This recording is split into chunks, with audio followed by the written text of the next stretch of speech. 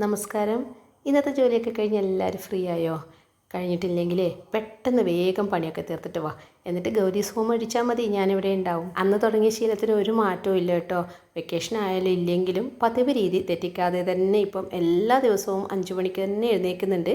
അപ്പോൾ ഈ ഒരു വീഡിയോ അയ്യോ അടുക്കളയിൽ നിന്ന് എനിക്ക് ഇറങ്ങാൻ സമയമില്ല, 2 മണി വരെ അടുക്കളയിൽ തന്നെയാണ്, അങ്ങനെ ചിന്തിക്കുന്നവർക്ക് പെട്ടെന്ന് പണിയൊക്കെ കഴിഞ്ഞിട്ട് 5 മണിക്കൂർ, നിങ്ങൾ തംബ്നെയിൽ കണ്ടതുപോലെ 5 മണിക്കൂർ ഫ്രീ ആവാനുള്ള കുറച്ച് ടിപ്സും കാര്യങ്ങളൊക്കെയാണ് പറയുന്നത്.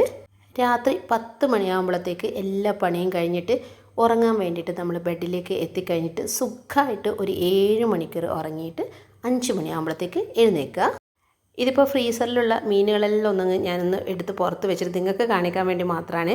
അതായത് ഇപ്പം പുതിയൊരു ശീലമാണ്, മീൻ വാങ്ങാൻ വേണ്ടിയിട്ട് പോകുമ്പോൾ മാർക്കറ്റിൽ നല്ല ഫ്രഷ് ആയിട്ടുള്ള മീനൊക്കെ ഉണ്ടാകുമ്പോൾ എല്ലാം കുറച്ചങ്ങ് വാങ്ങും. എന്നിട്ട് 3-4 ദിവസത്തേക്കുള്ളത് ഒരുമിച്ചങ്ങ് സെറ്റാക്കി വെക്കും. ഇത് കണ്ടോ, അപ്പം അയിലയുണ്ട്, പിന്നെ എന്താണ് ഒരുപാട് മീനൊക്കെ ഉണ്ട്. എല്ലാം കഴുകി വൃത്തിയാക്കിയിട്ട് വെള്ളത്തിലിട്ടിട്ട് ഫ്രീസറിൽ വെക്കണം. അപ്പോൾ നമുക്ക് മീൻ എങ്ങനെയാണോ കിട്ടിയത് അതേ ഫ്രഷ്നെസ്സിൽ നമ്മൾ 2-3 ദിവസം കഴിയുമ്പോഴും നമുക്ക് കിട്ടും. പിന്നെ കുറച്ച് ചിക്കനും അതുപോലെ ബീഫും ഉണ്ടായിരുന്നു, അതെല്ലാം കഴുകി വൃത്തിയാക്കിയത്. അപ്പം ആദ്യത്തെ ദിവസം മീൻ വാങ്ങാൻ പോകുന്ന ദിവസം മീൻ മാത്രം വാങ്ങും, പിറ്റേത്തെ ദിവസമാണ് ചിക്കനും ബീഫും വാങ്ങിയത്. അപ്പോൾ എല്ലാം സെറ്റാണ്.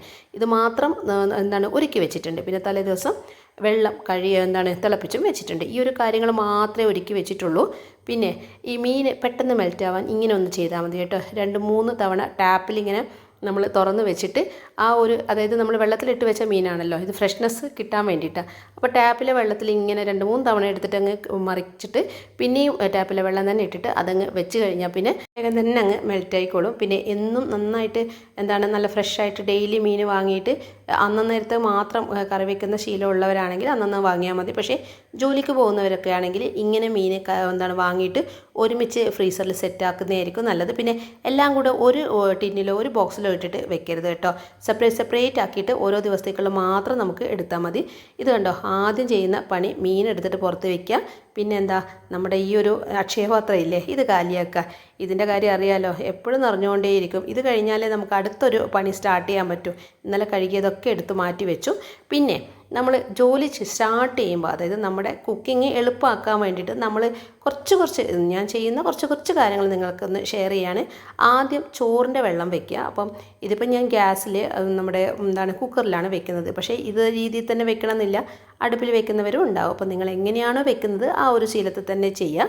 അപ്പം ഞാനിപ്പോൾ കുക്കറിൽ വെക്കുന്നതിന് മുന്നേ നമ്മുടെ അരി ഒന്ന് ചൂടുവെള്ളത്തിലൊന്ന് ഇട്ടിട്ട് ഒന്ന് ചൂടാക്കി എടുത്തിട്ടുണ്ട്. അപ്പോൾ അതിൻ്റെ ആ ഒരു മുകളിലത്തെ പോളിഷൊക്കെ അങ്ങ് മാറിക്കിട്ടുമല്ലോ. ഇത് നന്നായിട്ട് കഴുകിയിട്ട് കുക്കറിലെ വെള്ളത്തിലിട്ടിട്ട് നമ്മൾ അടിച്ചിട്ട് ഒറ്റ വിസിൽ. ഇതിപ്പോൾ കുറുവ അരിയാണ്, കുറച്ച് അരി കൂടുതൽ വെള്ളത്തിൽ ഇങ്ങനെ തിളപ്പിക്കുവാണെങ്കിൽ നല്ല ചോറ് പശപശപ്പൊന്നും ഇല്ലാതെ നമ്മൾ കലത്തിൽ വെക്കുന്നത് പോലെ തന്നെ കിട്ടും. അപ്പം നമ്മൾ ടിപ്സ് എന്താണെന്ന് വെച്ചാൽ, നമ്മൾ ആദ്യം ചോറിൻ്റെ അരി ഇട്ടതിന് ശേഷം നമ്മൾ 3 കാര്യങ്ങൾ കൃത്യമായിട്ടങ്ങ് ചെയ്യുക. അതെന്തൊക്കെയാണെന്നറിയോ? ആദ്യം തേങ്ങ ചിരവിയിട്ട് ഇന്ന് അരയ്ക്കാനുള്ളതൊക്കെ അരച്ച് വയ്ക്കുക. പിന്നെ ചിരകിയിട്ട് മാത്രം യൂസ് ചെയ്യാനുണ്ടാവില്ലേ, അതൊക്കെ ചെയ്ത് വയ്ക്കുക. അപ്പം ആദ്യം തേങ്ങയുടെ പണിയാണ് ഇവിടെ ചെയ്യുന്നത്. ഇപ്പം ഞാൻ ഇന്ന് ഗ്രൈൻഡറിൽ അരക്കുന്നത്. നല്ല തേങ്ങ അരച്ച മീൻ കറി വേണമെങ്കിൽ ഗ്രൈൻഡറിൽ തന്നെ അരയ്ക്കണം. പിന്നെ മിക്സിയിൽ അരച്ച് ചെയ്യാവുന്നതാണ്. പക്ഷേ ഗ്രൈൻഡറിൽ അരയ്ക്കുമ്പോൾ ആ ഒരു കൺമഷി പോലെ കിട്ടുന്ന ആ ഒരു സ്റ്റൈലില്ലേ, അത് നമുക്ക് മിക്സിയിൽ കിട്ടുമെന്ന് എനിക്ക് തോന്നുന്നില്ല. പിന്നെ മഞ്ഞൾപ്പൊടിയും മുളക് പൊടിയും തേങ്ങയിൽ ഇട്ടിട്ട് മിക്സിയിൽ അരയ്ക്കുകയാണെങ്കിൽ കുറച്ചും കൂടെ ഫൈനായിട്ട് നമുക്ക് അരഞ്ഞു കിട്ടും. പിന്നെ പുതിയ മിക്സിയൊക്കെ ആണെങ്കിൽ ചിലപ്പോൾ പറ്റുമായിരിക്കും. എൻ്റെ മിക്സിയിൽ നമുക്ക് നല്ല അരച്ച തേങ്ങ വേണമെങ്കിൽ ഗ്രൈൻഡർ തന്നെയാണ് എനിക്ക് മിക്സിയേക്കാളും കുറച്ചും കൂടെ നന്നായിട്ട് തോന്നിയത്. അപ്പം ഞാൻ എന്ത് ചെയ്തു, തേങ്ങയൊക്കെ ചിരവിയിട്ട് നമ്മുടെ ഗ്രൈൻഡറിലേക്ക് ഇടുകയാണ്. പിന്നെ ഈ ഒരു ഗ്രൈൻഡറിൽ 10 മിനിറ്റ് കൂടുതലൊന്നും വേണ്ട, അരമുറി 1 മുറിയൊക്കെ നല്ല സുന്ദരമായിട്ട് അരഞ്ഞു കിട്ടും. അപ്പോഴത്തേക്കും നമുക്ക് ബാക്കി പണിയൊക്കെ ചെയ്യാം. ഇതങ്ങ് ഇട്ട് കഴിഞ്ഞാൽ അതിൻ്റെ അടുത്ത് നിൽക്കേണ്ട ആവശ്യമൊന്നും ഇല്ലല്ലോ. അപ്പോൾ ആവശ്യത്തിന് മഞ്ഞൾപ്പൊടിയും വെള്ളമൊക്കെ ഒഴിച്ചിട്ട് ഇതങ്ങ് അടച്ചിട്ട് നമുക്ക് ഗ്രൈൻഡറിനെ ഓണാക്കിയിട്ട് വെക്കാം. അതിൻ്റെ ഇടയിൽ നമ്മൾ വേറെ 3 കാര്യത്തിൽ ആദ്യത്തെ കാര്യമാണ് ഞാൻ പറഞ്ഞത് കേട്ടോ. അതായത് തേങ്ങയുടെ പണിയൊക്കെ ചെയ്ത് വയ്ക്കുക. പിന്നെ നമ്മുടെ പച്ചക്കറികൾ ഇന്ന് എന്തൊക്കെയാണോ വേണ്ടത് അതൊക്കെ എടുത്തിട്ട് പുറത്തേക്ക് വയ്ക്കുക. ഇതിപ്പം മുന്നേ ഞാൻ അന്നന്നൊക്കെയുള്ള മാത്രം എടുത്തിട്ട് ഉപ്പും മഞ്ഞളും ഇട്ടിട്ട് വെക്കാറാണ്. അതായത് കഴുകാതെ ഫ്രിഡ്ജിൽ വെച്ചിട്ട് ഉള്ളത് മാത്രം ഉപ്പും മഞ്ഞൾപ്പൊടിയുള്ള വെള്ളത്തിലിട്ടിട്ട് കഴുകാറാണ് ചെയ്യാറുള്ളത്. പക്ഷേ ഇപ്പോൾ രീതിയിലൊന്ന് ചെറിയ മാറ്റങ്ങൾ വരുത്തിയിട്ടുണ്ട്. അതായത് മാർക്കറ്റിൽ നിന്ന് നമുക്ക് പച്ചക്കറി കിട്ടിയ ഉടനെ തന്നെ അത് ഉപ്പും മഞ്ഞളുള്ള വെള്ളത്തിലേക്ക് ഇട്ട് വെച്ചിട്ട് നന്നായിട്ട് ക്ലീൻ ചെയ്ത് ഡ്രൈ ആക്കി വെച്ചിട്ട് ആ ഒരു ബോക്സിലൊക്കെ സെറ്റാക്കി വെക്കും. അങ്ങനെയാകുമ്പോൾ രാവിലെ കുറച്ചും കുറച്ചുകൂടി എളുപ്പമാണ്. പെട്ടെന്ന് നമുക്ക് നമ്മുടെ ആവശ്യത്തിന് എടുത്തിട്ട് കട്ട് ചെയ്യാമല്ലോ. അപ്പോൾ അതൊക്കെ എടുത്ത് പുറത്തേക്ക് വെച്ചിട്ടുണ്ട്. പിന്നെ കുക്കറിലായതുകൊണ്ട് തന്നെ അറിയാമല്ലോ, ഈ സമയത്ത് ആകുമ്പോഴത്തേക്ക് അരിയൊക്കെ വെന്ത് കഴിഞ്ഞിട്ടുണ്ട്. അതുകൊണ്ടാണ് പെട്ടെന്ന് അങ്ങ് വാർത്തത്. അപ്പോൾ നമ്മൾ തേങ്ങ അരക്കാനിട്ടു, പച്ചക്കറികളൊക്കെ ഇതാ സെറ്റാക്കി വെച്ചിട്ടുണ്ട്. ഇനി മൂന്നാമത്തെ കാര്യം, നമ്മുടെ മീനൊക്കെ ഇല്ലേ, അപ്പോൾ ആദ്യം തന്നെ നമ്മൾ മീനൊക്കെ എടുത്തിട്ട് വെള്ളത്തിലിട്ട് വെച്ചിട്ടുണ്ടല്ലോ. അപ്പോൾ ആ മീനൊക്കെ പെരക്കി വെക്കുക. ഈ 3 കാര്യങ്ങൾ ഓർഡറിൽ അങ്ങ് ചെയ്യുവാണെങ്കിൽ തന്നെ ടപ്പേന്ന് നമ്മുടെ പണികളൊക്കെ കഴിയും കേട്ടോ. ഇതിപ്പോൾ ഇതാ ആ മീൻ മെൽറ്റായി വന്നിട്ടുണ്ട്. ഇത് ഞാനിപ്പോൾ ഉപ്പും മഞ്ഞളും മുളകും എല്ലാം ഇട്ടിട്ട് അതിൻ്റെ കറികളൊക്കെ ആക്കുകയാണ്. അപ്പോൾ ഇന്ന് ഞാൻ ആവോലിയും അയിലയാണ് എടുക്കുന്നത്. ഇതിപ്പം ആവോലി വരട്ടുകയാണ് ചെയ്യുന്നത്. അപ്പോൾ നമ്മൾ നിങ്ങൾക്കൊക്കെ അറിയുന്നതായിരിക്കും, അതായത് നമ്മൾ മുളകിടുന്ന സ്റ്റൈലിലേക്ക് അത്ര ലൂസാക്കാതെ നല്ല കട്ടിയിൽ നല്ല എന്താണ് പശയോട് കൂടിയിട്ട് ഇങ്ങനെ ആവോലി വെക്കുകയാണെങ്കിൽ, ഏത് മീൻ ഇങ്ങനെ വെക്കുകയാണെങ്കിൽ ആ ഒരു ഗ്രേവി മതി കേട്ടോ നമുക്ക് ചോറ് വാരി വാരി കഴിക്കാൻ വേണ്ടിയിട്ട്. ഇതിപ്പോൾ ചെറിയുള്ളിയാണ് എടുക്കുന്നത്. അപ്പോൾ ചെറിയുള്ളിയും ഇഞ്ചിയും വെളുത്തുള്ളിയും ഒക്കെ ചതച്ചിടുക, അതിലേക്ക് ഉപ്പും മഞ്ഞൾപ്പൊടി ഇടുക. പിന്നെ പുളി ഞാൻ നേരത്തെ കുതിർത്ത് വെച്ചത് നിങ്ങൾ കണ്ടിട്ടുണ്ടാവില്ലേ. അപ്പോൾ പുളിയും പിന്നെ എന്താ ഉപ്പൊക്കെ ഞാൻ പറഞ്ഞിട്ടുണ്ടെന്ന് തോന്നുന്നു അല്ലേ.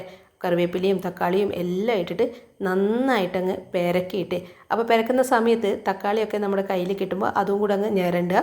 അപ്പോൾ പുളിവെള്ളം ഒഴിക്കുമ്പോൾ ഞാൻ എപ്പോഴും അരിപ്പയിലൂടെ തന്നെയാണ് ഒഴിക്കാറ്.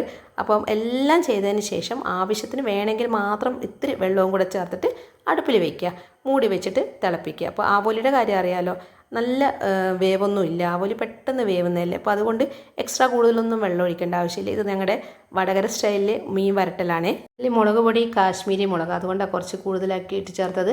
അപ്പോൾ നിങ്ങളുടെ കയ്യിൽ നല്ല മുളകാണ് ഉള്ളതെങ്കിൽ ഇത്ര ഇടേണ്ട ആവശ്യമൊന്നും ഉണ്ടാവില്ല. അപ്പോൾ ഇതങ്ങ് സെറ്റായിട്ടുണ്ട്. അടുപ്പ് കത്തിച്ചിട്ട് അടുപ്പിലേക്ക് വെക്കുക. 3 അടുപ്പ് ഉണ്ടെങ്കിലും ഞാൻ 2 അടുപ്പ് മാത്രം യൂസ് ചെയ്തിട്ടാണ് 2 മണിക്കൂർ കൊണ്ട് എൻ്റെ പണിയെല്ലാം തീർക്കുന്നത്. 5 മണിക്ക് എഴുന്നേറ്റിട്ട് ഫ്രഷായി 5:15 ആകുമ്പോഴത്തേക്കാണ് സ്റ്റാർട്ട് ചെയ്തത്. അപ്പം നമ്മുടെ വരട്ടൽ അവിടെ ആവുന്നുണ്ട്. അതിൻ്റെ ഇടയിൽ നമ്മുടെ ബീട്രൂട്ടും ക്യാരറ്റുമാണ് ഉപ്പേരി വെക്കുന്നത്. ഉപ്പേരി വെക്കാൻ വേണ്ടിയിട്ട് ഇപ്പം ഞാൻ ഈ ചോപ്പർ വാങ്ങിയത് കൊണ്ട് നല്ല യൂസ്ഫുള്ളാണ് കേട്ടോ. ഇതിപ്പം ഒരിക്കലും നമുക്ക് വേസ്റ്റ് ആവില്ല, അത് ഞാൻ ഉറപ്പ് പറയാം. ബട്ടർഫ്ലൈ ഇടതാ, അതിൻ്റെ മുന്നേ ഒന്ന് പണ്ട് വാങ്ങിയിരുന്നു, പക്ഷേ എനിക്കത് അത്ര ഒരു പെട്ടെന്ന് അതിൻ്റെ മൂർച്ചയൊക്കെ പോയി. പക്ഷേ ഇത് ഒന്നും പറ്റിയിട്ടില്ല കേട്ടോ. ഇതുവരെയായിട്ട് കുറച്ച് കാലമായിട്ട് ഞാൻ ഇത് യൂസ് ചെയ്യുന്നുണ്ട്, പക്ഷേ എല്ലാ വീഡിയോയിലും ഞാൻ ഉൾപ്പെടുത്താറില്ല. അപ്പോൾ ഇതാ നമ്മുടെ എന്താണ് ഉപ്പേരിക്കുള്ള എല്ലാം ഇത് തന്നെ അങ്ങ് സെറ്റാക്കുകയാണ്. ആദ്യം നമ്മുടെ ബീട്രൂട്ട് ചോപ്പ് ചെയ്തു, പിന്നെ ഇതാ നമ്മുടെ ക്യാരറ്റില്ലേ, ക്യാരറ്റും പച്ചമുളകും വലിയുള്ളിയും ഒരല്ലി വെളുത്തുള്ളിയും കൂടി ഇടുന്നുണ്ട്. പിന്നെ രാവിലെ അലാറം വെച്ചിട്ട് ഓഫ് ചെയ്തിട്ട് വീണ്ടും കിടക്കാൻ തോന്നുന്നവരാണെങ്കിൽ ഒരൊറ്റ കാര്യം ചെയ്താൽ മതി കേട്ടോ. നമ്മുടെ അലാറം ഇല്ലേ, അതിപ്പോൾ നമ്മൾ എന്തായാലും ഫോണിൽ തന്നെയായിരിക്കും ചെയ്യുക. നമ്മൾ കയ്യെത്തുന്ന ദൂരത്ത് നിന്നും മാറ്റിയിട്ട് നടന്നു പോയി ഓഫാക്കുന്ന രീതിയിലേക്ക് അങ്ങനെയുള്ള സ്ഥലത്തേക്ക് നമ്മുടെ അലാറം വയ്ക്കുക. അങ്ങനെയാണെങ്കിൽ ഇതിൻ്റെ ശബ്ദം കേൾക്കുമ്പോൾ നമ്മൾ എഴുന്നേറ്റിട്ട് നമ്മൾ ഓഫ് ചെയ്യാൻ വരുമല്ലോ. ഓഫ് ചെയ്ത് നടന്ന് വന്നു കഴിഞ്ഞാൽ പിന്നെ നമുക്ക് കിടക്കാൻ തോന്നില്ല കേട്ടോ. പക്ഷേ അതിൻ്റെ മുന്നേ ഒരൊറ്റ ചിന്ത ഉണ്ടാവണേ, ഇനി മുതൽ ഞാൻ നേരത്തെ എഴുന്നേക്കും എന്നുള്ള ഉറച്ചൊരു തീരുമാനവും കൂടെ വേണം. അല്ലെങ്കിൽ പിന്നെയും വീണ്ടും നമ്മൾ പഴയതുപോലെ ഓഫ് ചെയ്തിട്ട് വീണ്ടും പോയി കിടക്കും. അപ്പം അത് ഒഴിവാക്കാൻ വേണ്ടി ഇങ്ങനെ ചെയ്താൽ മതി കേട്ടോ. പിന്നെ നമ്മുടെ ബെഡ്റൂമിൽ തന്നെ നടന്നു പോകുന്ന സ്ഥലത്തായിരിക്കണേ വെക്കേണ്ടത്. അപ്പുറത്തെ റൂമിലൊക്കെ വെച്ച് കഴിഞ്ഞാൽ ചിലപ്പോൾ നമ്മൾ അറിയ പോലും ഇല്ല അലാറം അടിയുന്നത്. അതിൻ്റെ ഇടയിൽ നമ്മുടെ വരട്ടുന്നത് അങ്ങ് സെറ്റായി വരുന്നുണ്ട്. പിന്നെ നമ്മളിങ്ങനെ കയ്യിലിട്ടിട്ട് കുത്തി ഇളക്കിയാൽ മീൻ പൊടിഞ്ഞു പോകും. അപ്പോൾ മീൻ ടച്ച് ചെയ്യാത്ത രീതിയിലൊന്നും ഇളക്കുക. ഒന്നുകിൽ അങ്ങനെ ചെയ്യാം, അല്ലെങ്കിൽ നമ്മൾ തുണി കൂട്ടി പിടിച്ചിട്ട് ഒന്ന് ചുറ്റിച്ചെടുത്താലും മതി. അപ്പോൾ നമ്മുടെ ഉപ്പേരി അവിടെ റെഡി ആവുന്നുണ്ട്. അതിൻ്റെ ഇടയിൽ തേങ്ങ നന്നായിട്ട് അരഞ്ഞ് സെറ്റായി വന്നിട്ടുണ്ട്. നല്ല മഷി പോലെ അരഞ്ഞ് വന്നിട്ടുണ്ട്. ഈ ഒരു പരുവത്തിൽ മീൻകറി വെക്കുകയാണെങ്കിൽ നല്ല ടേസ്റ്റ് ആയിരിക്കും. ഇത് ഞങ്ങളുടെ വടകരക്കാരുടെ ഒരു സ്പെഷ്യൽ മീൻകറി കേട്ടോ. ഈ ഒരു മീൻകറി വെക്കുമ്പോൾ നല്ല ഫ്രഷ് മീൻ തന്നെ വേണം, എങ്കിലേ നല്ല ടേസ്റ്റ് ഉണ്ടാവും. അപ്പോൾ മീനിൻ്റെ കഷ്ണങ്ങളൊക്കെ ആവശ്യത്തിന് ഇട്ടതിന് ശേഷം ഇതിൽ ഉള്ളി ഒന്നും ഇടില്ല കേട്ടോ. ഇഞ്ചി, പച്ചമുളക്, തക്കാളി, പുളി, പിന്നെ മുളകും ഉപ്പും മഞ്ഞൾപ്പൊടിയും, ഇത് മാത്രമേ ഇടൂ. കറിവേപ്പിലയും ഇതെല്ലാം ചേർത്തിട്ടാണ് കലക്കുക. അപ്പോൾ അതിൻ്റെ ഇടയിൽ ആ ഒരു ഉപ്പേരിയൊക്കെ സെറ്റായിട്ടുണ്ട്. കുറച്ച് തേങ്ങ ഞാൻ മാറ്റി വെച്ചിരുന്നല്ലേ, ആ തേങ്ങ അതിൽ ചേർത്തിട്ടുണ്ട്. ഇതും നന്നായിട്ട് തിളച്ച് വരുന്നുണ്ട്, നന്നായിട്ട് വെന്തിട്ടുണ്ട്. ഇനിയിപ്പം നമുക്ക് ആവശ്യത്തിനൊന്ന് വറ്റിച്ചെടുക്കണം. ഇങ്ങനെ വരട്ടിയെ വെക്കുമ്പോഴേ വെള്ളം ഇങ്ങനെ വറ്റി ചാറ് കുറുകി വരുന്ന സമയത്ത് ഫ്ലെയിം ഒന്ന് മീഡിയമോ ലോയിലോ ആക്കണം, അല്ലെങ്കിൽ അടിക്ക് പിടിച്ചു പോകും. അത് പിടിച്ചു പോകാതിരിക്കാനോ ഒന്നുകിൽ സ്പൂൺ ഇട്ട് ഇളക്കുകയോ അല്ലെങ്കിൽ ഇതുപോലെ ചുറ്റിച്ചെടുക്കുകയോ ചെയ്യുന്നത്. നമ്മുടെ മീൻകറിയുടെ കാര്യങ്ങളൊക്കെ അങ്ങ് റെഡിയാക്കുവാണ്. ഒന്നുമില്ല, പുളിക്ക് വേണ്ടിയിട്ട് തക്കാളിയും നമ്മുടെ പുളിയില്ലേ, പിഴിപുളി അത് കുതിർത്ത് വെച്ചിട്ടില്ലേ, അതൊഴിക്കുക. അതെനിക്കിപ്പോൾ ഈ സമയത്ത് ഒഴിക്കാൻ വിട്ടുപോയിട്ട് ഞാൻ പിന്നെയാണ് തോന്നുന്നു ഒഴിച്ചത്. പിന്നെ ഇഞ്ചിയും പച്ചമുളകും കറിവേപ്പിലയും പൊടികളായിട്ട് മഞ്ഞൾപ്പൊടിയും മുളക് പൊടിയും ഉപ്പുമാണ്. ഇത്ര മാത്രമാണ് ചേർക്കുന്നത്. പിന്നെ നമ്മൾ അരച്ച തേങ്ങയില്ലേ, അതും കൂടെ ചേർക്കുക. ആവശ്യത്തിന് വെള്ളം ഒഴിച്ചിട്ട് നന്നായിട്ട് കലക്കിയിട്ട് അടുപ്പത്ത് വെക്കുക. ഇത് വഴറ്റി വെക്കുന്ന രീതിയൊന്നുമല്ല. ഈ രീതി ഇഷ്ടപ്പെട്ട് കഴിഞ്ഞാൽ, ഈ വടകരക്കാരുടെ മീൻകറി ഇഷ്ടപ്പെട്ട് കഴിഞ്ഞാൽ എല്ലാവർക്കും വീണ്ടും വീണ്ടും വെക്കാൻ തോന്നും. പിന്നെ ഞങ്ങൾ ഈ നാട്ടുകാരായതുകൊണ്ടാണെന്ന് അറിയില്ല, ഇത് ഞങ്ങൾക്ക് ഒഴിച്ചുകൂടാൻ പറ്റാത്തതാണ് ഈ ഒരു തേങ്ങ അരച്ച മീൻകറി. ഈ ഗ്രൈൻഡറിൽ അരയ്ക്കുമ്പോഴേ കാണുമ്പോൾ നമ്മൾ വിചാരിക്കും ഇത് കുറച്ചല്ലേ ഉള്ളൂ, പക്ഷേ ഇത് മതി കേട്ടോ. കുറച്ചാണെങ്കിലും നല്ല കട്ടിയുണ്ടാവും. കാരണം ഇത്തിരി തേങ്ങയിൽ നമ്മൾ നന്നായിട്ട് അരച്ചെടുത്തതല്ലേ. ഇത്തിരി ഞാനവിടെ മാറ്റി വെച്ചതേ, കടല വെള്ളത്തിൽ കുതിർത്ത് ഇന്നലെ രാത്രി വെച്ചിരുന്നില്ലേ, ഇനിയിപ്പോൾ കടലക്കറി ഉണ്ടാക്കണം. അപ്പോൾ നമ്മുടെ ഇന്നത്തെ, അതായത് ഇന്നെന്നല്ല, നമ്മളെപ്പോഴും പണി ചെയ്യുമ്പോൾ ആദ്യം ഉച്ചക്കത്തെ കാര്യങ്ങളൊക്കെ സെറ്റാക്കിയിട്ട് രാവിലത്തെ സെറ്റാക്കുന്നതായിരിക്കും നല്ലത്. ഇതിപ്പം കണ്ട ഇങ്ങനെയാവുമ്പോൾ നമുക്ക് ആ കുക്കറൊക്കെ ഇപ്പോൾ ഒഴിഞ്ഞ് കിട്ടും. കാരണം എന്താണെന്ന് വെച്ചാൽ നമ്മൾ ചോറും കറികളെല്ലാം ഒരേ കുക്കറിൽ തന്നെ വെക്കുകയാണെങ്കിൽ കറി വെച്ചിട്ട് പിന്നെ ചോറ് വെക്കാൻ നിൽക്കുമ്പോൾ നന്നായിട്ട് തേച്ച് കഴുകേണ്ടി വരും. അപ്പോൾ അതുകൊണ്ടാണ് നമ്മൾ കുക്കറിൽ വെക്കുമ്പോൾ ആദ്യം ചോറ് വെച്ച് അത് വാർത്തതിന് ശേഷം അതേ കുക്കറിൽ നമുക്ക് കറി വെക്കാൻ വേണ്ടിയിട്ട് പോകുന്നത്. ഇപ്പോൾ കടലക്കറി ഞാൻ അതേ കുക്കറിൽ തന്നെയാണ് വെക്കുന്നത്. അതുകൊണ്ടാണ് ആ ചോറിൻ്റെ പണി ആദ്യം കഴിച്ചത്. അതൊക്കെ അന്നങ്ങ് പാത്രത്തിലേക്ക് മാറ്റി വെക്കട്ടെ. ഇതേപോലെ തേങ്ങ അരച്ചിട്ട് മീൻകറി വെക്കുമ്പോൾ ഏറ്റവും നമ്മൾ ശ്രദ്ധിക്കേണ്ട ഒരു കാര്യം എന്താണെന്ന് വെച്ചാൽ, തേങ്ങ പതച്ചിട്ട് മറിയാതിരിക്കാൻ നോക്കണം. അത് തിളച്ചിങ്ങനെ മറിയുകയാണെങ്കിൽ പിന്നെ നമ്മൾ ആ കറി കഴിക്കേ വേണ്ട, ഒന്നിനും കൊള്ളില്ല, ഉള്ളൊഴിഞ്ഞതുപോലെ ഉണ്ടാവും. അപ്പോൾ അതിനൊരു പരിഹാരം എന്താണെന്ന് വെച്ചാൽ, ഒന്നുകിൽ നമ്മൾ വലിയ ചട്ടി എടുക്കുക. ഞാനിപ്പോൾ പതച്ച് മറിയാതിരിക്കാനാണ് വലിയ ചട്ടി എടുത്തത്. അല്ലെങ്കിൽ എന്ത് ചെയ്യാന്ന് വെച്ചാൽ, തിള വന്ന് തുടങ്ങുമ്പോൾ തന്നെ കയ്യിലില്ലേ നമ്മുടെ സ്പൂണ്, തവി കൊണ്ട് ഇങ്ങനെ പതച്ച് മേലെ വരുമ്പോൾ നമ്മൾ പാലൊക്കെ ഇങ്ങനെ ആറ്റുന്നില്ലേ, അതുപോലെ അങ്ങ് ആറ്റിയെടുത്താലും മതി. അങ്ങനെ ആക്കിക്കൊണ്ടിരുന്നാലും പതച്ചിട്ട് മറിയില്ല. പതച്ച് മറിയാതെ നോക്കണം. അല്ലെങ്കിൽ ഫ്ലെയിം ഒന്ന് കുറച്ച് വെച്ചാലും മതി. അതിനിടയിൽ കുക്കർ ഒഴിഞ്ഞതുകൊണ്ട് ഇനിയിപ്പം കടലക്കറി ഉണ്ടാക്കേണ്ടത്. ഇതുപോലെ ജസ്റ്റ് ഒരു പ്ലാനിങ് ഉണ്ടായാൽ മാത്രം മതി, പണികളെല്ലാം വേഗം തീരും. അപ്പോൾ നമ്മൾ എല്ലാം, അതായത് ഇതിനാവശ്യമുള്ള ഉള്ളികളൊക്കെ ആദ്യം തന്നെ മുറിച്ചിട്ട് വെച്ചതുകൊണ്ട് വീണ്ടും മുറിച്ചിടേണ്ട ആവശ്യമൊന്നുമില്ല. ഒരു കാൽക്കുലേഷൻ, ചെറിയൊരു കാൽക്കുലേഷൻ മാത്രം മതി നമ്മുടെ കുക്കിംഗ് ഒക്കെ ഒന്ന് ഈസി ആയിട്ട് നമ്മൾ ആസ്വദിച്ച് ചെയ്യാൻ വേണ്ടിയിട്ട്. പിന്നെ അതിൻ്റെ ഇടയിൽ വീഡിയോ ഇഷ്ടമാവുകയാണെങ്കിൽ എപ്പോഴും പറയുന്നത് പോലെ നിങ്ങളുടെ അഭിപ്രായങ്ങൾ അറിയിക്കണം. അതോടൊപ്പം തന്നെ സബ്സ്ക്രൈബ് ചെയ്തിട്ട് ആ ഒരു ബെല്ലൈക്കൺ ക്ലിക്ക് ചെയ്യണേ. എങ്കിലേ നോട്ടിഫിക്കേഷൻ കിട്ടുമോ, എല്ലാവർക്കും അറിയുന്നതായിരിക്കും. അല്ലെങ്കിൽ നിങ്ങൾക്ക് ഇങ്ങനെ ടൈപ്പ് ചെയ്യേണ്ടി വരും. പിന്നെന്താ, അതുപോലെ മറ്റുള്ളവർക്ക് ഷെയർ ചെയ്യാനൊന്നും വിട്ടുപോവല്ലേ. അതിനിടയിൽ ഞാൻ നേരത്തെ പറഞ്ഞില്ലേ, പുളി പിഴിയാൻ മറന്നുപോയതുകൊണ്ട് ഇപ്പോഴാണ് ചെയ്യുന്നത്. നിങ്ങൾ ശ്രദ്ധിച്ചിട്ടുണ്ടാവും, നേരത്തെ പറഞ്ഞതുപോലെ 3 അടുപ്പ് ഉണ്ടെങ്കിലും ഞാൻ 2 മാത്രമേ യൂസ് ചെയ്യുന്നുള്ളൂ. അപ്പം നമുക്കൊരു ചെറിയൊരു പ്ലാനിങ് ഉണ്ടായാൽ മതി. അതായത് ഒന്ന് അടുപ്പിൽ നിന്ന് ഇറക്കി വെക്കുമ്പോൾ അടുത്തത് വെക്കുന്ന രീതിയിലേക്ക് സെറ്റാക്കി വെച്ച് കൊടുത്താൽ മതി. അപ്പോൾ തന്നെ നമുക്ക് ഓർഡറിൽ പണിയൊക്കെ കഴിയും. പിന്നെ ആദ്യമായിട്ട് കുക്ക് ചെയ്യുന്നവരൊക്കെ ആണെങ്കിൽ ഇതുപോലെയുള്ള സ്പീഡും കാര്യങ്ങളൊന്നും കിട്ടില്ല. പക്ഷേ നമ്മളിതിപ്പോൾ ഇത്ര കാലമായിട്ട് ചെയ്യുന്നതാണ്. അപ്പോൾ നമുക്ക് അറിയായിരിക്കും ഉപ്പിൻ്റെയും മഞ്ഞളിൻ്റെയും മുളകിൻ്റെയും ഒക്കെ അളവൊക്കെ അറിയായിരിക്കും. അപ്പോൾ ആ രീതിയിൽ അങ്ങ് സെറ്റാക്കി നോക്കുക.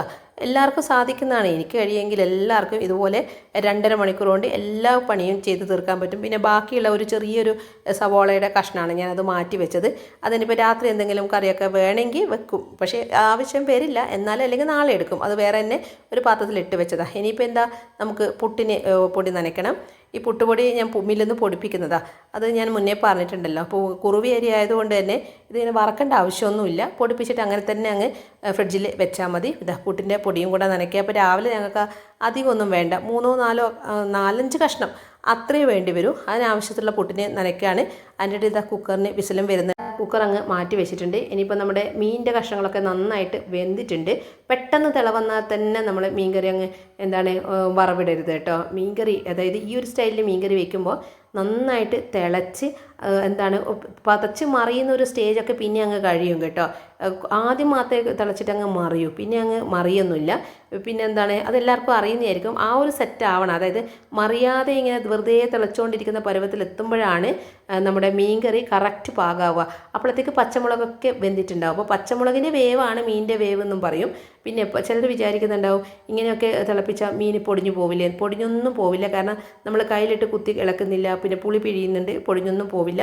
പിന്നെ പൊടിമീനൊക്കെ ആണെങ്കിൽ, അതായത് നത്തോലി പോലെയുള്ള പൊടിയൊക്കെ ഉള്ള പൊടി പോലത്തെ മീനൊക്കെ ആണെങ്കിൽ തിള വന്നതിന് ശേഷം മാത്രമാണ് നമ്മളത് മഞ്ഞൾപ്പൊടി ഉപ്പും ഇട്ടിട്ട് പെരക്കി വെച്ചിട്ട് നമ്മളത് കറിയിലേക്ക് ഇടും. പക്ഷേ ഇതുപോലെയുള്ള അയില പോലെയുള്ള മീനൊക്കെ ആണെങ്കിൽ ഒരുമിച്ച് കലക്കിയിട്ടാണ് വയ്ക്കുക. പിന്നെ അതിനിടയിൽ ഇപ്പോൾ പൊടികളുടെ പണിയൊക്കെ കഴിഞ്ഞല്ലോ. അപ്പോൾ പാത്രങ്ങളൊക്കെ അതിൻ്റെ മുന്നേ നമ്മുടെ ആ ഒരു മല്ലിയുടെ പാത്രമില്ലേ, അത് ഞാനിങ്ങനെ നമ്മുടെ കടലയ്ക്ക് ഇട്ടിട്ട് പാത്രം കാലിയായിരുന്നു, മല്ലി ഇനി വേണമായിരുന്നു. അപ്പോൾ അത് ഞാനത് ഫില്ല് ചെയ്തിട്ടുണ്ട്. അത് പിന്നത്തേക്ക് മാറ്റി വെക്കുന്നില്ല, അപ്പോൾ തന്നെ അങ്ങ് ചെയ്യുക. പിന്നെ ഈ ഒരു പൊടികളെല്ലാം ആവശ്യം കഴിഞ്ഞു. അപ്പോൾ തന്നെ അങ്ങ് കഴുകണ്ട, ജസ്റ്റ് ഒന്ന് ഡ്രൈ ആയിട്ടുള്ള തുണി കൊണ്ടങ്ങ് തുടച്ചിട്ട് വെക്കുക. ഇനിയിപ്പോൾ ഇന്ന് വേണമെങ്കിൽ മാത്രമേ ഇതെല്ലാം എടുക്കേണ്ട ആവശ്യമുള്ളൂ, ഇനി നാളെയല്ലേ വേണ്ടൂ. ഇങ്ങനെ ചെയ്താൽ മതി കേട്ടോ. അതായത് നമ്മൾ പണിയെടുക്കുമ്പോഴേ ഇതൊന്നും വൃത്തിയില്ലാതെ, അതായത് നനഞ്ഞ കൈ കൊണ്ടൊക്കെ ആയിരിക്കും നമ്മൾ എടുക്കുക. പക്ഷെ അപ്പോൾ നമുക്ക് തുടക്കാനൊന്നും പറ്റില്ല. പക്ഷേ അതങ്ങനെ തന്നെ നമ്മൾ കബേർഡിലൊക്കെ വെക്കുമ്പോഴാണ് അവിടെ ഇങ്ങനെ നനവ് പറ്റിയിട്ട് പിന്നെ അതിൽ പൊടികളൊക്കെ ഒട്ടിപ്പിടിച്ചിട്ട് ഭയങ്കര വൃത്തികേടാവും. അപ്പോൾ ഇതുപോലെ അന്നത്തെ ജോലികൾ കഴിഞ്ഞിട്ട് അപ്പോൾ തന്നെ അങ്ങ് തുടച്ച് വെച്ച് കഴിഞ്ഞാൽ പിന്നെ നമുക്കൊരു ഡീപ്പായിട്ട് ഈ ഡബ്ബകളൊന്നും നമുക്ക് വൃത്തിയാക്കേണ്ടി വരില്ല. ഇപ്പോൾ അതിൻ്റെ ഇടയിൽ ബാക്കിയുള്ള തേങ്ങയില്ലേ, അത് നമ്മൾ ആ ഒരു കടലേക്ക് ഒഴിച്ചിട്ടുണ്ട്. പിന്നെ ഈ ഒരു ഗ്രൈൻഡറും അപ്പോൾ തന്നെ അങ്ങ് കഴുകിയിട്ട് വെയിലത്ത് ഉണക്കാൻ വെക്കട്ടെ. നമ്മളിപ്പം ഗ്രൈൻഡറൊക്കെ യൂസ് ചെയ്യുമ്പോൾ നന്നായിട്ട് ഉണങ്ങിയതിന് ശേഷം മാത്രം എടുത്ത് വയ്ക്കുക. അല്ലെങ്കിൽ എപ്പോഴും പൂപ്പൽ വരും. അത് പ്രത്യേകിച്ച് മഴക്കാലമൊക്കെ ആണെങ്കിൽ നന്നായിട്ട് വെള്ളം ഡ്രൈ ആക്കണം പുറത്ത് വെച്ചിട്ട്, എന്നിട്ട് നമ്മൾ അകത്തേക്ക് എടുത്ത് മാറ്റി വയ്ക്കുക. പിന്നെ അതിൻ്റെ ഇടയിൽ പുട്ടൊക്കെ ചുടുന്നുണ്ട്. ഇപ്പോൾ ഇതാ നമ്മുടെ എല്ലാ കറികളും സെറ്റായിട്ടുണ്ട്. ഇന്ന് പച്ചക്കറി വെച്ചിട്ടില്ല, 2 തരം മീൻ കറികളുണ്ടല്ലോ. അപ്പോൾ തേങ്ങ അരച്ച മീൻ കറിയുണ്ട്, വരട്ടിയതുണ്ട്, ഉപ്പേരിയുണ്ട്, ചോറ്. ഇത് പോരെ. പിന്നെന്താ നമ്മുടെ പുട്ട്, കടല എല്ലാം സെറ്റായിട്ടുണ്ട്. ഇപ്പോൾ ഇതിപ്പം രാവിലെ തന്നെ നമ്മൾ ജോലി സ്ഥലത്തേക്കും സ്കൂളിലൊക്കെ കൊണ്ടുപോകേണ്ടതുണ്ട്, പാത്രങ്ങളിലാക്കണം. അപ്പോൾ അങ്ങനെയുള്ള പണികളൊക്കെ ചെയ്യാം. ഇപ്പം ടൈം 7:30 കേട്ടോ. 7:30 ആകുമ്പോഴത്തേക്ക് കുക്കിംഗ് മുഴുവനായിട്ട് കഴിഞ്ഞിട്ടുണ്ട്. ഇനിയിപ്പം നമുക്ക് ക്ലീനിങ് മാത്രമേ ഉള്ളൂ. അതിൻ്റെ ഇടയിൽ കടല ഒന്നങ്ങ് വറവും കൂടെ ഇടട്ടെ. ഇതിപ്പം ലഞ്ച് ബോക്സിലൊക്കെ ആക്കാൻ വേണ്ടിയിട്ട് അതെല്ലാം ഒന്നങ്ങ് മാറ്റി വെച്ചിട്ടുണ്ട്. കടല വറവിടുമ്പോൾ സാധാരണ ചെയ്യുന്നത് പോലെ തന്നെയാണ്. കുറച്ച് കടുകും വറ്റൽമുളകില്ലേ, കായ്മുളക്, അതും കറിവേപ്പില ഇടുക. പക്ഷേ ഞാനിപ്പോൾ കടുക് മാത്രമേ ഇട്ടിട്ടുള്ളൂ. വറ്റൽമുളക് എൻ്റെ തീർന്നു പോയിട്ടുണ്ട്, കറിവേപ്പില ഇല്ല. ഇനിയിപ്പോൾ പോയിട്ട് ഇനി വീണ്ടും പറിക്കാനൊന്നും വയ്യ. അതുകൊണ്ട് അതും കൂടെ കഴിഞ്ഞ് സെറ്റായിട്ടുണ്ട്. പിന്നെ ഗ്യാസ് സ്റ്റോപ്പ് നമ്മൾ തുടയ്ക്കുമ്പോൾ, അതായത് കുക്കിംഗ് കഴിഞ്ഞ ഉടനെ തന്നെ ഇതേപോലെയുള്ള ടോപ്പൊക്കെ ആണെങ്കിൽ നമ്മൾ തുടയ്ക്കരുത്. ഗ്യാസിൻ്റെ മുകൾ ഭാഗമൊന്നും തുടയ്ക്കരുത്. കാരണം നല്ല ചൂട് തട്ടിയിട്ട് പെട്ടെന്ന് നമ്മൾ നനഞ്ഞ തുണി കൊണ്ട് തുടയ്ക്കുമ്പോൾ അത് പൊട്ടാനുള്ള ചാൻസ് ഉണ്ട്. ഇതിപ്പോൾ ഷോപ്പിൽ നിന്ന് വാങ്ങുന്ന സമയത്ത് അവർ പറഞ്ഞതാണ്. അതുകൊണ്ട് ഒരു അരമണിക്കൂറൊക്കെ കഴിഞ്ഞതിന് ചൂടൊക്കെ തണിഞ്ഞതിന് ശേഷമാണ് ഞാൻ തുടക്കാറുള്ളൂ. അപ്പോൾ ഇപ്പോൾ 7:30 ആകുമ്പോഴത്തേക്ക് പണിയൊക്കെ കഴിഞ്ഞു. ഇനി അരമണിക്കൂർ എന്ന് പറയുന്നത് എനിക്ക് അടുക്കളയും പാത്രങ്ങളും ഒന്ന് ക്ലീൻ ചെയ്യേണ്ട ടൈമാണ്. ഇതിപ്പോൾ ഓരോരുത്തർ സ്പീഡ് പോലെ ഇരിക്കും. എനിക്ക് പാത്രം കഴുകാൻ ഇത്തിരി സമയം വേണം. ഓരോന്ന് എടുക്കുമ്പോൾ അപ്പോൾ തന്നെ കഴുകി പോകുന്നതാണെങ്കിൽ ഇത്ര ടൈം വേണ്ട. പക്ഷേ ഞാനിപ്പോൾ എല്ലാം അവസാനം കഴുകാനാണ് വെച്ചത്. അതുകൊണ്ടാണ് എനിക്കിപ്പോൾ ഈ ഒരു അരമണിക്കൂർ പാത്രം കഴുകാൻ വേണ്ടി മാത്രം എടുക്കുന്നത്. പിന്നെ നിങ്ങൾക്ക് പെട്ടെന്ന് തീരാൻ വേണ്ടിയിട്ട് ഞാനൊന്ന് സ്പീഡാക്കിയിട്ട് കാണിക്കുക, അല്ലെങ്കിൽ നിങ്ങൾക്ക് ബോറടിക്കില്ലേ. ഇത് 7:30 മുതൽ 8 മണി ആകുമ്പോഴത്തേക്ക് ഇതുപോലെ പാത്രങ്ങളൊക്കെ കഴുകലും പിന്നെ അടുക്കള വൃത്തിയാക്കലും അങ്ങനെയുള്ള പണികളൊക്കെയാണ്. അങ്ങനെ 8 മണിക്ക് ഞാൻ അടുക്കളയിൽ നിന്ന് ഇറങ്ങിക്കഴിഞ്ഞാൽ പിന്നെ ചെയ്യുന്നത് ബ്രേക്ക്ഫാസ്റ്റ് കഴിക്കലാണ്. അപ്പോൾ ബ്രേക്ക്ഫാസ്റ്റ് കഴിക്കാൻ വേണ്ടിയിട്ട് നമ്മളിങ്ങനെ കുറേ സമയം എടുത്തിട്ട് ഫോണും നോക്കിയിട്ട് ഇരിക്കുകയാണെങ്കിൽ തീർന്നു കേട്ടോ. കാരണം എന്താണെന്നറിയോ, നമ്മളറിയാതെ അരമണിക്കൂറും 1 മണിക്കൂറൊക്കെ ഫോൺ നോക്കിയിരിക്കലായിരിക്കും. കാരണം ഫുഡെല്ലാം ആയിക്കഴിഞ്ഞാലേ ഇനിയൊന്ന് റെസ്റ്റ് എടുക്കാമെന്നുള്ള ചിന്തയാണെങ്കിൽ തീർന്നു. കാരണം നമ്മൾ വെറുതെ ആവും 5 മണിക്ക് എണീറ്റിട്ട് ഇത്രയും പണികളൊക്കെ ചെയ്തത്. അപ്പോൾ ഒരു 15 മിനിറ്റ് മാത്രം ബ്രേക്ക്ഫാസ്റ്റ് കഴിക്കാൻ വേണ്ടിയിട്ട് എടുക്കുക. പിന്നെയുള്ള പണി എന്ന് വെച്ചാൽ നമ്മുടെ ക്ലീനിങ് ആണ്. അതിന് മുന്നേ അലക്കാനുള്ളത് വാഷിംഗ് മെഷീനിലിടുക, പിന്നെ പൊടിയൊക്കെ മുട്ടിയിട്ട് അടിച്ചു വാരുക, തുടക്കേണ്ട ദിവസമാണെങ്കിൽ തുടക്കുക. എങ്ങനെ വന്നാലും ഇനിയുള്ള പണികൾ ചെയ്യാൻ നമുക്കൊരു 3 മണിക്കൂറല്ലേ വേണ്ടൂ. അപ്പോൾ 11 മണി, അപ്പോൾ 8 മണി മുതൽ 8:15 വരെ നമുക്ക് നമ്മൾ ഫുഡ് കഴിയുക. അല്ലെങ്കിൽ ഇങ്ങനെയാണെങ്കിൽ 8:30 സ്റ്റാർട്ട് ചെയ്യുക. 11 മണിയാകുമ്പോഴത്തേക്ക് നമ്മുടെ അലക്കും, പിന്നെ അതുപോലെ വീടൊക്കെ തറയൊക്കെ തുടക്കാനും അങ്ങനെയൊക്കെ ഉണ്ടെങ്കിൽ, അല്ലെങ്കിൽ എല്ലാ ദിവസവും നമ്മൾ തുടച്ചൊന്നും വരില്ല. അപ്പം അങ്ങനെയൊക്കെ ആണെങ്കിലും എങ്ങനെയാണെങ്കിലും 11 മണിയാകുമ്പോഴത്തേക്ക് നമ്മുടെ പണിയെല്ലാം കഴിയും. ഇനി ഒരു 4 മണി വരെ നമ്മുടെ സമയമാണ്, നമ്മുടെ കയ്യിൽ നിന്നിരിക്കുന്ന സമയം. എന്ത് വേണമെങ്കിലും നമുക്ക് എന്തൊക്കെ ചെയ്യാം ആ സമയത്ത്. സെൽഫ് കെയർ വേണോ, ആ സമയത്ത് ചെയ്യാം. കിടന്നുറങ്ങണോ, അല്ലെങ്കിൽ പുസ്തകം വായിക്കണോ, പേപ്പർ വായിക്കണോ, അതല്ലെങ്കിൽ ഗാർഡനിങ് ആണോ, അതല്ലെങ്കിൽ പഠിക്കാനാണോ, എന്താണോ നമ്മുടെ ഇഷ്ടം. നമ്മുടെ ഇഷ്ടത്തിന് വേണ്ടിയിട്ട് ദിവസം ഒരു 5 മണിക്കൂർ മാറ്റി വയ്ക്കാൻ പറ്റുക എന്ന് പറഞ്ഞാൽ അതൊരു ചെറിയ കാര്യമാണോ? ഇനിയിപ്പം നമ്മുടെ ഓരോ വീട്ടിലെ കാര്യങ്ങളും സിറ്റുവേഷനും ഓരോ രീതിയായിരിക്കും. ഇതൊക്കെ ഞാൻ പറയുമ്പോൾ കൂട്ടുകുടുംബത്തിൽ നിൽക്കുന്നവർ വിചാരിക്കുമോ ചേച്ചിക്ക് അങ്ങനെയൊക്കെ പറയാം, ഞങ്ങളിപ്പം 11 മണിക്ക് കിടന്നുറങ്ങിയ അമ്മയമ്മ മദറിലോ എന്തൊക്കെ പറയും, അല്ലെങ്കിൽ ചേട്ടത്തിയമ്മ എന്ത് വിചാരിക്കും. അങ്ങനെയുള്ളവർ ദയവ് ചെയ്ത് എൻ്റെ അടുത്ത് ക്ഷമിക്കണം. എന്നാലും അവരെയും കൂടെ നമുക്ക് തൃപ്തിപ്പെടുത്തുന്ന രീതിയിൽ എന്തെങ്കിലുമൊക്കെ ചെയ്തിട്ട് ഇത്തിരിയൊക്കെ റെസ്റ്റ് എടുക്കാൻ നമുക്ക് പറ്റും, നമ്മൾ വിചാരിച്ചാൽ. കാരണം പണിയൊക്കെ തീർത്ത് കഴിഞ്ഞാൽ പിന്നെ അവരെന്ത് പറയാനാ. അങ്ങനെയൊന്ന് ചെയ്ത് നോക്ക് കേട്ടോ. പിന്നെ അതുപോലെ തന്നെ മീനിൻ്റെ കാര്യം, നമുക്കിപ്പോൾ നേരത്തെ പറഞ്ഞതുപോലെ ഓരോ വീട്ടിലും ഓരോ രീതിയായിരിക്കും. എനിക്കിപ്പോൾ തലേദിവസം മീനൊക്കെ കിട്ടിയത് കൊണ്ടാണ് ഞാനിപ്പോൾ എല്ലാം സെറ്റ് രാവിലെ തന്നെ ചെയ്തത്. ഇനിയിപ്പം നമ്മുടെ വീടിൻ്റെ മുന്നിൽ കൂടെ മീൻകാരൻ മീനും കൊണ്ട് പോകുമ്പോഴാണ് നിങ്ങൾ മീൻ വെക്കുന്നതെങ്കിൽ, കറിയൊക്കെ വെക്കുന്നതെങ്കിൽ, അല്ലെങ്കിൽ രാവിലെ തന്നെ ചോറും കറിയൊക്കെ വെച്ച് കഴിഞ്ഞാൽ രാത്രിയും ചോറ് കഴിക്കുന്നവരുണ്ടാവും, ചീത്തയാവും പോവും. അങ്ങനെയുള്ളവർക്കാണെങ്കിലും ഇതേപോലെ രാവിലെ തന്നെ നമുക്ക് 5 മണിക്ക് എഴുന്നേറ്റിട്ട് ഫുഡൊന്നും ഉണ്ടാക്കുക, അതായത് ചോറും കറികളും ഉണ്ടാക്കാൻ പറ്റിയെന്ന് വരില്ല. അങ്ങനെയുള്ളവർക്കും 5 മണിക്കൂർ ഫ്രീ ആവാം. എങ്ങനെയാണെന്നറിയോ? 5 മണിക്ക് എഴുന്നേൽക്കുന്ന കാര്യത്തിൽ ഒരു മാറ്റവും വരുത്താതെ എഴുന്നേറ്റിട്ട് 8 മണിയാകുമ്പോഴത്തേക്ക് ബ്രേക്ക്ഫാസ്റ്റ് നമ്മൾ ഉണ്ടാക്കുമല്ലോ. ബ്രേക്ക്ഫാസ്റ്റ് ഉണ്ടാക്കുന്ന, അതായത് 5 മണി മുതൽ 8 മണി വരെ നമുക്ക് ബ്രേക്ക്ഫാസ്റ്റ് ഉണ്ടാക്കണോ? വേണ്ട. അപ്പോൾ 1 മണിക്കൂർ മതിയാകും. അത് കഴിഞ്ഞിട്ട് ബാക്കിയുള്ള സമയം എന്ത് ചെയ്യുക? ക്ലീനിങ്ങിനായിട്ട് മാറ്റി വയ്ക്കുക. അപ്പോൾ അലക്കാനുണ്ടെങ്കിൽ മെഷീനിലിടുക, പിന്നെ എന്താ അടിച്ചു വരാനുണ്ടെങ്കിൽ അതൊക്കെ ചെയ്യുക. അങ്ങനെ നമുക്ക് എന്ത് ചെയ്യാം? 8-8:30 ആകുമ്പോഴത്തേക്ക് ക്ലീനിങ്ങും ബ്രേക്ക്ഫാസ്റ്റും മാത്രം ഉണ്ടാക്കുക. പിന്നെ മീൻകാരൻ മീൻ കൊണ്ടുപോകുന്ന ആ ഒരു സമയം ഉണ്ടാവും, ഒരു 10 മണി വരെ. അങ്ങനെയുള്ള സമയം വരെ നമുക്ക് ഫ്രീ ആയിട്ടിരിക്കാം. പിന്നെ 10 മണിക്ക് മീനൊക്കെ കിട്ടിയതിന് ശേഷം അതൊക്കെ കട്ട് ചെയ്യുന്ന സമയത്ത് ഇതുപോലെ ഉച്ചക്കത്തെ കാര്യങ്ങൾ നോക്കുക. എന്തായാലും 10 മണിക്ക് തുടങ്ങിക്കഴിഞ്ഞാൽ പിന്നെ 12, 12:30, 1 മണിയാകുമ്പോഴത്തേക്ക് കഴിയുമല്ലോ. അപ്പം അവിടെ നമ്മൾ 8:30 മുതൽ 10 മണി വരെ ഫ്രീ കിട്ടുന്നുണ്ട്. അതിനുശേഷം നമ്മുടെ ഫുഡൊക്കെ ആയിക്കഴിഞ്ഞിട്ട് 12:30ക്ക് വീണ്ടും നമുക്ക് ഫ്രീ ആവുന്നുണ്ട്, 4 മണി വരെ. അപ്പോൾ അങ്ങനെയാണെങ്കിലും 5 മണിക്കൂർ ഫ്രീ കിട്ടുമല്ലോ. അപ്പം ഞാൻ പറഞ്ഞു വന്നത്, എങ്ങനെയാണെങ്കിലും ഇതേ രീതിയിലൊരു കാൽക്കുലേഷനിൽ നമ്മൾ ജോലികളൊക്കെ ചെയ്യുകയാണെങ്കിൽ ഇഷ്ടം പോലെ നമുക്ക് ഫ്രീ ആയിട്ട് ഇരിക്കാൻ പറ്റും. പിന്നെ ഞാൻ നേരത്തെ കൂട്ടുകുടുംബത്തിൻ്റെ കാര്യം പറഞ്ഞു. ഇതിപ്പം ഒറ്റയ്ക്ക് താമസിക്കുമ്പോൾ ഇതുപോലെ നമുക്ക് നമ്മുടെ ഇഷ്ടത്തിന് ഫ്രീ ടൈം ആസ്വദിക്കാം എന്നുണ്ടെങ്കിലും എല്ലാ പണികളും നമ്മൾ തന്നെ തീർക്കണ്ടേ. പക്ഷേ ജോയിൻറ്റ് ഫാമിലി ആണെങ്കിലോ പണികൾ നമ്മൾ സെപ്പറേറ്റ്, എല്ലാവരും സെക്ഷനായിട്ട് തിരിച്ചിട്ടായിരിക്കും. അതായത് ഒരാൾ തന്നെ എല്ലാം എടുക്കേണ്ടി വരില്ല, ഓരോരുത്തർ ഓരോ കാര്യങ്ങളായിരിക്കും ചെയ്യുക. അപ്പോൾ എന്തിനും ഉണ്ട് അതിൻ്റേതായിട്ടുള്ള നല്ലതും ചീത്തയും ഒക്കെ അല്ലേ.